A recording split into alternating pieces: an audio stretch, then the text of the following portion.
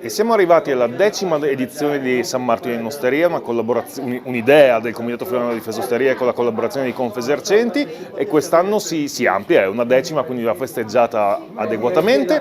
Abbiamo 17 osterie aderenti, si mangerà in maniera splendida in tutte le osterie che partecipano a questa edizione. Si berrà in maniera splendida e soprattutto quest'anno abbiamo la novità della lotteria di San Martino. Grazie al birrificio Casamatta che ci ha fatto dono dei suoi prodotti tipici, birra e un panettone alla birra, che saranno in un cesto.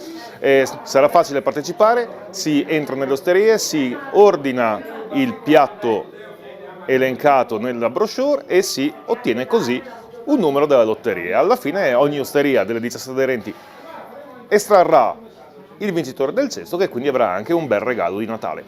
17 sono praticamente le osterie che hanno aderito, una anche nel Pordenonese, con dei piatti naturalmente tutti ispirati alla nostra tradizione, con prezzi naturalmente modici, perché questo è quello che noi vogliamo per attirare la clientela, e tutto accompagnato con gli ottimi vini della nostra regione.